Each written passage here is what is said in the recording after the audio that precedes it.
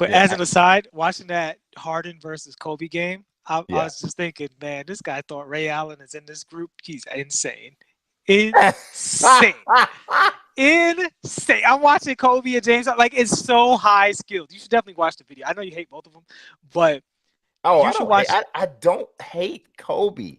I don't, and I do Listen, not we've hate been James we've been Harden. honest with our audience all show. Let's I not start the don't. lies I'm now. telling you, I explained it as well as I could in the last episode when we talking about Kobe and Pac.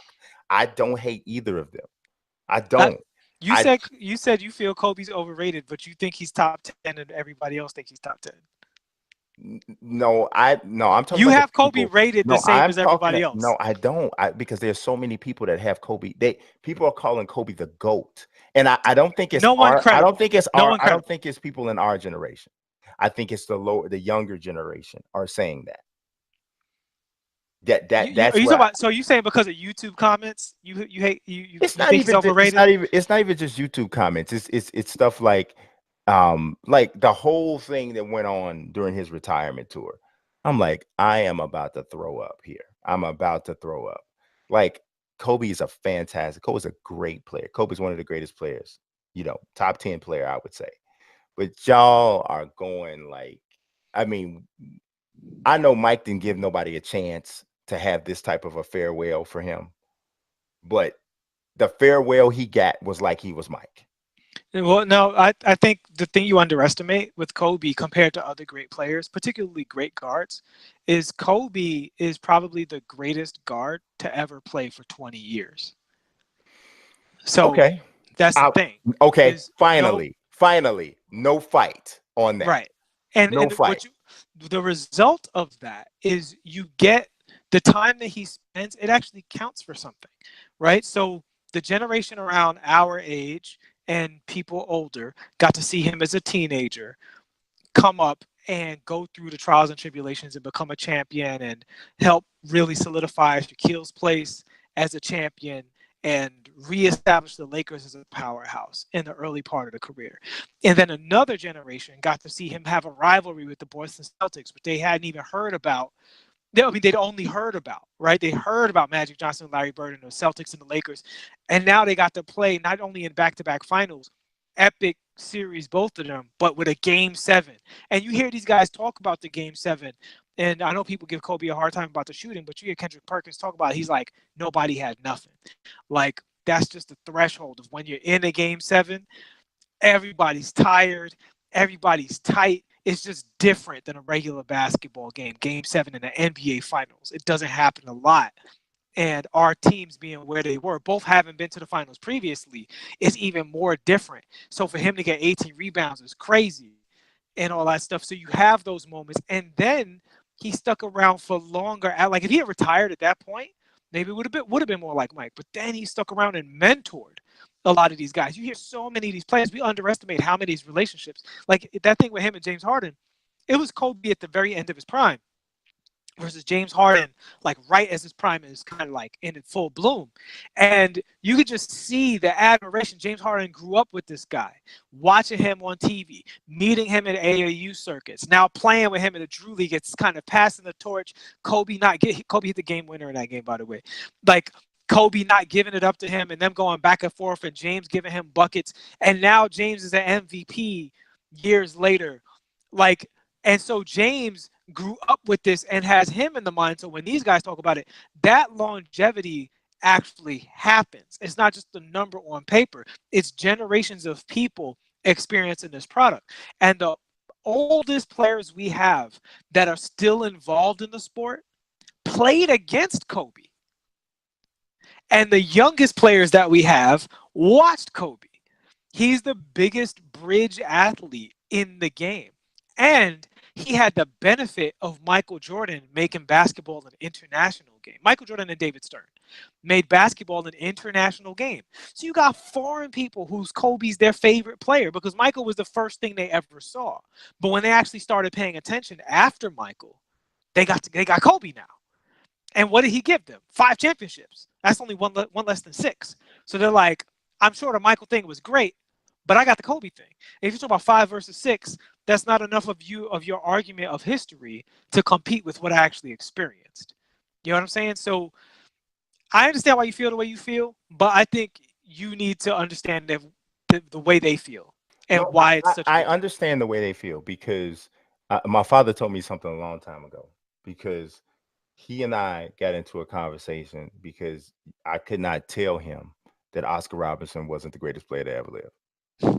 I couldn't. In his mind, there's never been anybody that was there in my father's mind. There was never anybody that was better than Oscar Robertson. He, he lived his whole life almost minus 2 years in Chicago. So he saw the beginning of Mike's career, the end, the whole nine. And he would give Mike some credit, but it was never going to eclipse Oscar Robertson. And then one day I'm sitting down and I'm telling my father, I'm like, this about Mike, this about Mike.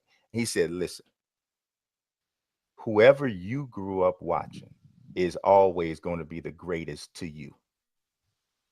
And if it's close, you're gonna always lean Sure, towards the person you if it's grew up close. watching. If How it's many close. championships And Oscar Robin got though? right, but like in his mind, he's looking at it from a single individual player, like, and he's not looking at championships like But that. this is where I go back to No, Kobe, and this is where I I think don't think that Oscar Robinson's the same player as I Mike or know what you're Kobe. saying, but I think what happens though is there's people who have a case and people who don't have a case, right? I think once a guy has, I mean, that 4 championships or better, now you're talking about deferring circumstances. What was the league like? What's their injury Hmm. history? Who they play against? Because 1 or 2 championships is kind of, you can, split Yeah, hairs. Because yeah. you're talking about, But when you a start getting career into of multiples, that's when it get you got 3 or multiple more. multiples. You got 3 or more. Now we talking And something different right. And I honestly think that's why Isaiah Thomas gets shafted a little bit because he got because he one got 2. championship that was right. He got 2. One was Right. kind of robbed from him. And people lose the context of just how great that team was on the way there, year after year, climbing that mountain, pound, punch for punch going against the Celtics, breaking through to not just win 2 back-to-back in the Magic Johnson, Larry Bird, Jordan era, Dominique Wilkins era, Clyde Drexler era, Hakeem Olajuwon. And They were he all had there. and they beat they like dude when they won their first championship. He beat Larry Bird, Kevin McHale, Robert Parrish, Magic Johnson, James Worthy, and Kareem Abdul-Jabbar. Right. That's who he beat And with to get the championship. So and the if you championship want to they talk won about a championship with some rep on it don't get right. no more, And was in the finals besides that. Yeah. Right? And Like people for some and lost in 7 games the one before that, and they could have called a foul on that last play. and that's why I said the one he got robbed, right? Yeah. They think they got robbed. So Yeah. you're talking about a team that really should have won 3 out of 4 trips to the finals. That's a big, big, big difference, right? Mm-hmm. So and that's why Isaiah is not talked about the way people who watch those teams feel he should be talked about, and the way he himself, he's regarded amongst those great players as being one of the greats. Mm-hmm. They include him because it's not like he was playing. He wasn't like Kevin Durant. He's playing with other MVPs. Like Right. the Detroit Pistons had good players, but they didn't have Michael Jordan or Magic Johnson or Kareem or Scotty level players on that team. Like nobody was Yeah. that level, right? Mm-hmm. So Right. point being, if somebody was to say Isaiah Thomas is the greatest point guard of all time, I'm going to disagree, but I understand their case. Oscar Robinson, you don't have a case. Like, it's okay for you to lean on nostalgia, but there's a line where it's like, no, these nostalgic people are having a good argument. These nostalgic people are just picking their favorite stuff. Yeah. Well, And see, I with think Kobe, what I always say about Kobe, I disagree. Me and Kobe are almost exactly the same age. So I watched all of it point by point right. from the high school days, right? So you're talking about, if anybody would be biased, I would be biased, but I saw Mike. I saw him compete against Kobe. I saw the whole thing. I think Mike was a better player. But the people who like Kobe more, Kobe's a great enough player that they have a reason to feel that way. So when you say he's overrated, I'm like, what? Here's my And you let say me Ray explain Allen, that. you take Ray Let Allen. me I'm like, he's so such an inferior player. let me explain both points, right? Okay. The reason why I say that Kobe is overrated is because I think people consider him among the top 5, top 3.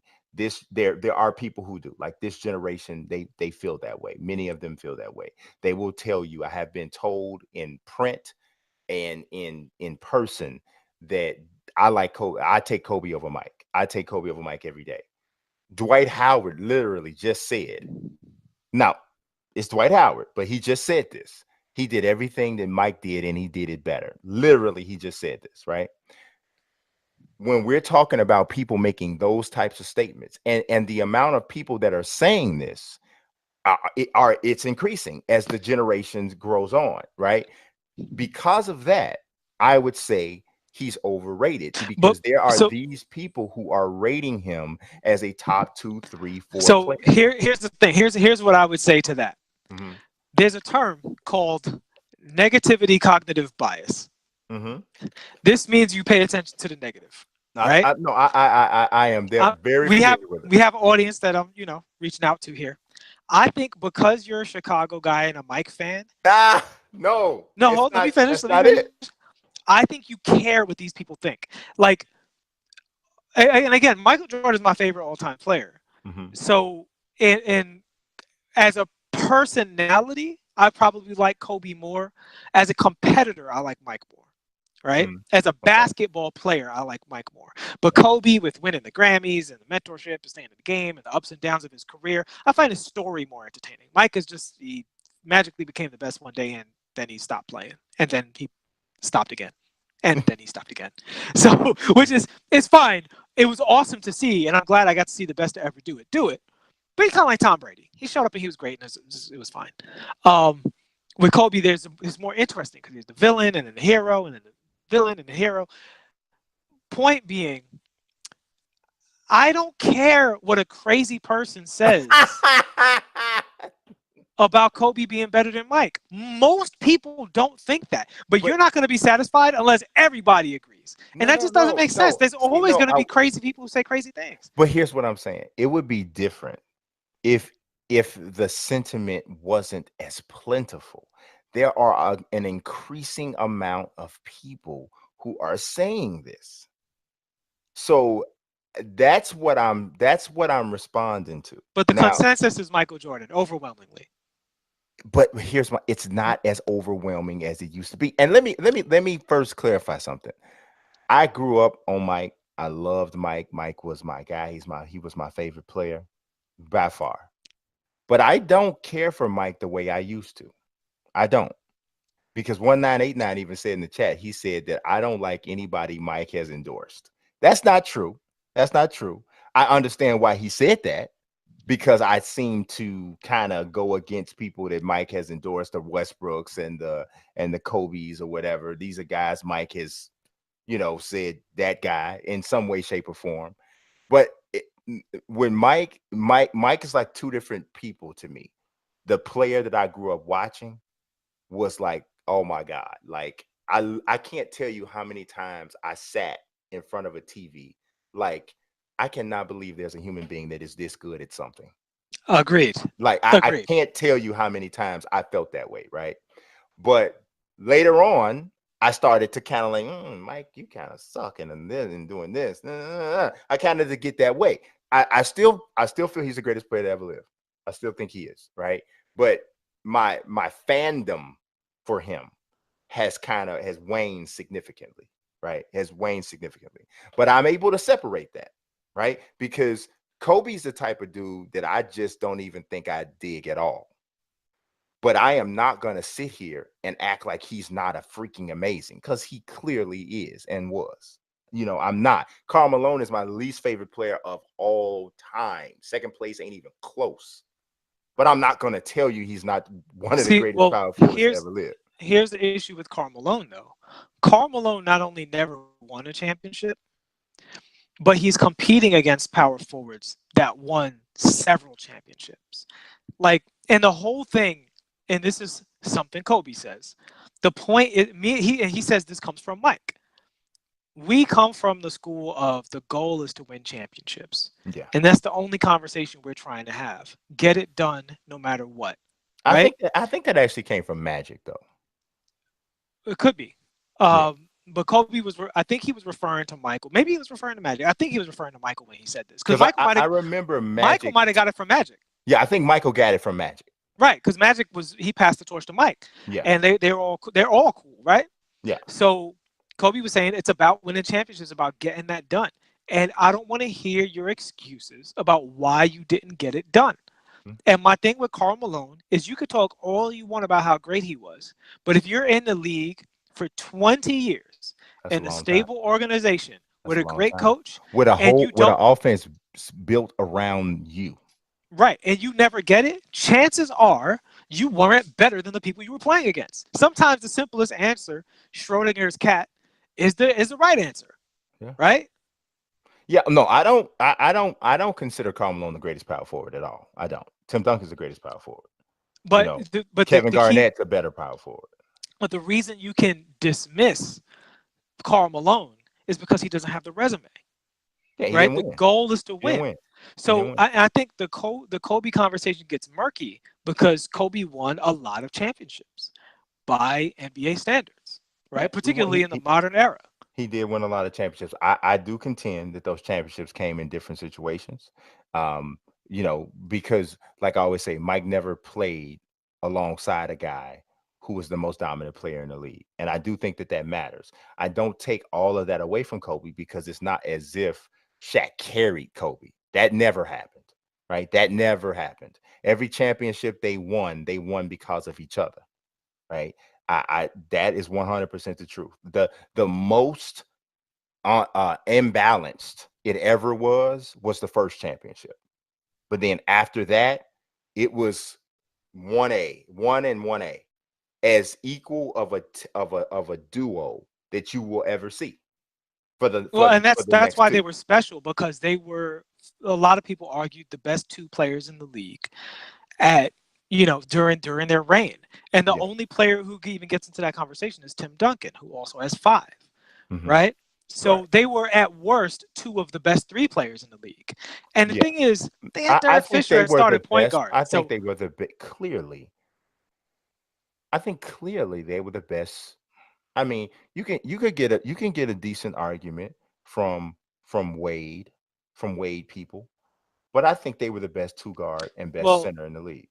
But let me explain the other part of it because I said I was going to explain two things sure. because you brought up that and then you were brought up about taking Ray Allen. I am not saying that Ray Allen was a better player overall. Like you made another reference earlier today about when we were talking about, I think it was about the top 5 players on a team. Are you talking about a team to win, or are Right. you talking about a just 5 starting 5? I I wouldn't say that Ray Allen's a better player than Kobe. What I would say is on a team, especially with Shaq and the other guys around, I would have taken that that version of Ray Allen over Kobe because I just feel that it is a better fit, and I feel like they win just as many championships, and perhaps they don't break up because I don't think that Ray ever makes like who's the weakest minded person, but the person with the weakest mind between Shaq and Kobe easily is Shaq. Hmm. Easy, easy, right? But sometimes having a person who is quietly strong next to a big person who is outwardly strong but weak on the inside has it fuses together better. To me, Kobe is the type of dude that highlighted all of Shaq's insecurities and his deficiencies because of his relentlessness and his doggedness, the way he is. He can't turn it off. And being young only personified that, only augmented it. Okay, so I have 2 issues with this. Number 1, Shaq left every team he was on, right? So blaming Kobe for Shaq leaving Well, he because got Shaq was jealous of no, his no, young no. guard Well, being good. I That's think a tendency with Shaq. Here's the thing. Shaq says this. no, Shaq says this. Like I Shaq totally admits to this. I So totally agree. He so is here it's more on Shaq because of But here's his the other side of weaknesses. this. Here's the more important side. Nothing about Ray Allen's career suggests that he can win 3 championships in a row, beating Tim Duncan and at that time the Chris Webber Sacramento Kings. Like no, I and the Utah Jazz. Like I nothing about his think career suggests that he's that great. no, I don't know why you would say that if you're also mentioning considering the fact that he be playing next to Shaq with Derek Fisher and Uh, with but this because team he's surrounded by. at that time, again, they weren't playing 5 out, 4 out, 1 in at that time. That wasn't the style of play in the league. The only team playing like that was the Sacramento Kings. They were literally inventing it on the spot. People talk about they're playing like a more European form of Rick basketball. Adelman. Yeah, Is Adelman, this yeah. right? Adelman's reinventing the game, right? Like Yeah. you had these offensive coaches over the years, Don Nelson, Rick Adelman. Now we have Mike And it's so D'Antoni. crazy he didn't play that style at all. He didn't even attempt it with Portland. Yeah. So, but that was a new thing back then. The thinking was you play the game a certain way. And so it's not like putting Ray Allen on that team would have meant that now you just get this many more threes because they didn't even use Kobe that way. And it wasn't because Kobe couldn't hit shots. It was because they just didn't play that way. Like I said, if you watch the games, you literally see Robert Horry for no reason just running into the paint. He would never do that today. He No, was a no, three-point shooter. no, I Rick don't, and I'm Fox, not, why are you running into the paint? and I'm Because not that's just how honing, we play right now. I'm not honing in only on Ray's ability as a 3-point shooter, because yes, he was a great 3-point shooter, and yes, he was a better shooter than Kobe. Yeah, But Ray could attack the basket as well. but not as well as Kobe. No, no, no, of course not. Of But course and not. that was what they used to beat these great teams is Kobe getting free throws constantly. I mean, frankly, Kobe demoralizing the opponent was a big deal too. That was a mental. A lot of players who played against him talk about this. It was a mental struggle to play against Kobe Bryant. Like literally, I mean, you can look up footage of guys saying this. But I believe I believe also that it is a bit of a mental struggle to play with Kobe at times because of how unrelenting he is. I think it is a double-edged sword. but that's not a bad. That's not always a bad thing, though. I I I, I wouldn't say that it's a bad thing. No, and see, this is not. I think y'all are taking this as a slight of some sort to Kobe, but it's more of how highly I think of Ray Allen. I think you think too highly of Ray Allen. No, seriously, I really do. Like Ray Allen lost to Allen Iverson that year, and Allen Iverson was playing with a bunch of Charles Oakleys. Like he had little Charles Oakley, medium Charles Oakley, big Charles Oakley, and Allen, and he beat them. Like here's the thing.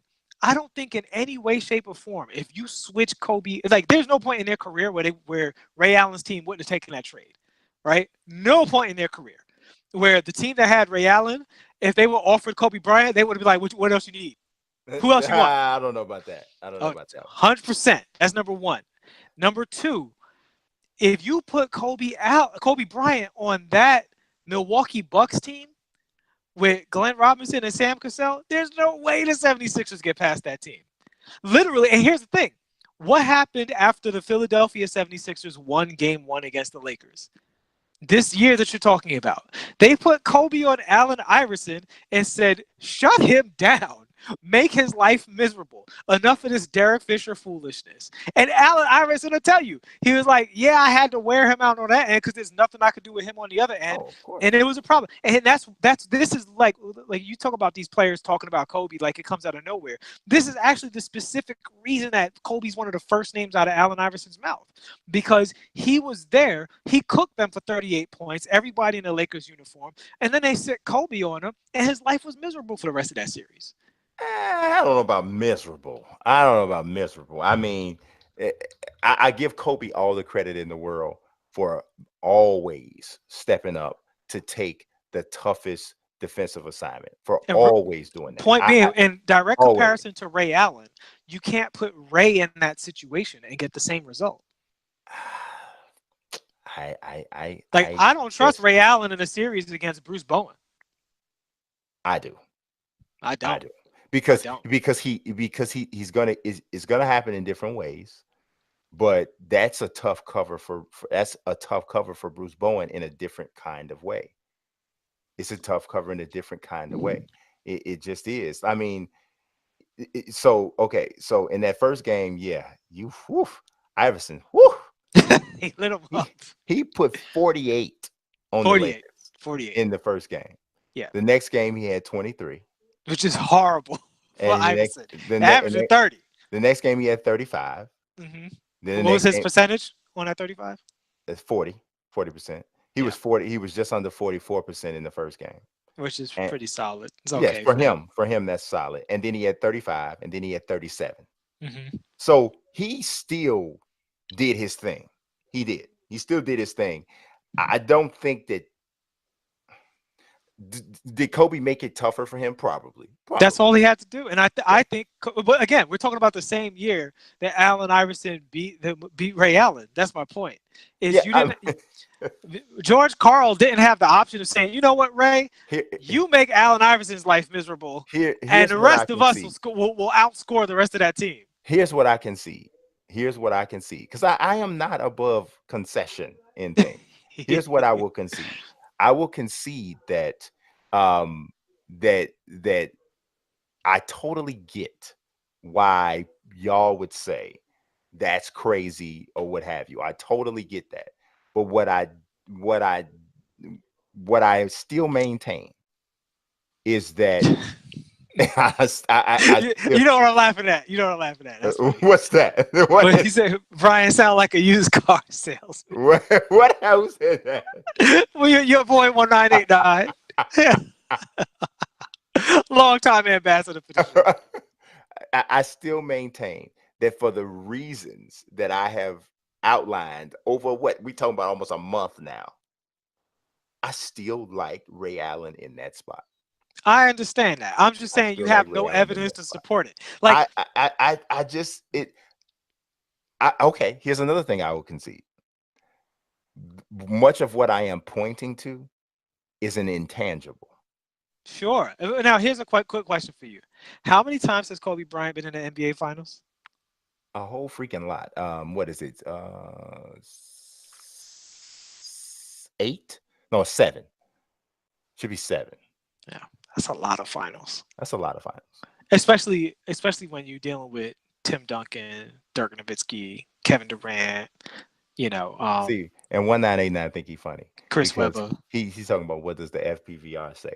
You already know Kobe's got like the first or second highest FPVR on all of everybody on the FPVR. Everybody, like I think it's like Mike. I think it's like Mike, Kareem, Kobe, and Dirk or something crazy. It's something like that. It's just. I will give y'all the regular Ray. I will give it to y'all. I still know why I say what I say. I get it. I totally get it. Because here's my thing with the regular Ray. Here, let me quote my father one more time. Please. No problem. I love when you do. No problem. That's a quote. No problem.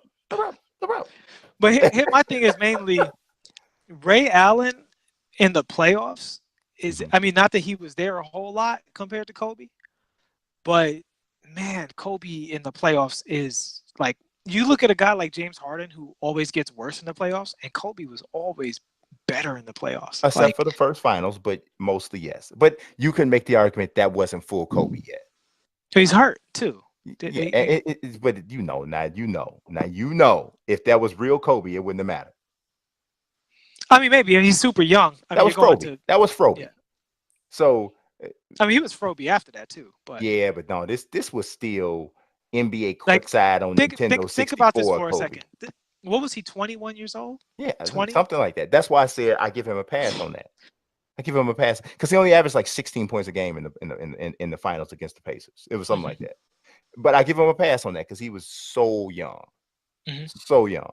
To me, and he got his ankle turned. Yeah, to me, the ones after that, and also the Lakers were they had such a good matchup versus I think that's one of the most overstated things in history is all of Shaq's Finals MVPs, because all of the big man competition was in the Western Conference. When he played against the Eastern Conference teams, he was going up against guys that, you know, don't even get a my team card. Oh, no, everyone gets a my team card. Greg Oden has a pink diamond, so I don't know what you're talking about. I have a Granville Waiters diamond. But okay, guys, we have gone into overtime right now. Yes. Yeah, So yeah, yeah. This was fun. I appreciate everybody coming through, even Jason Battle, because he got mad at me again. Jason Battle, if we ever meet, I'm gonna give you a hug. And I'm gonna squeeze you until you stop fighting the hug. You say it's not your fault. It's not you, it's me. It's not you, it's me. But I appreciate you guys watching as always. Books you want to? Oh, you had books. You had something that you wanted to say. Oh yeah, yeah, definitely. So guys, as the sports gaming season rolls in, we will be covering all of the sports gaming news that comes out, especially as Madden and NBA 2K roll out. We're going to be talking about their press releases and their features and all that. It's going to be a regular feature on the show. So if you guys want to discuss those things as they happen, if a feature sounds awesome or if it sounds trash, if something pisses you off or makes you real happy about what's coming out, be prepared to hop on here and let us know, and we'll be covering all of that stuff. Not always on the actual show. If something really pops off and is interesting, like doing A3, we might just hop on here and get into it right away if we have the time and opportunity. Sounds good. I'm all down with it. I'm all there. I am sweating like a slave over here, y'all. So and y'all can't see it because my hat and this headset is on. I'm hotter than anybody wants to be. So I'm gonna let you guys go. I appreciate y'all watching as always. God bless and peace.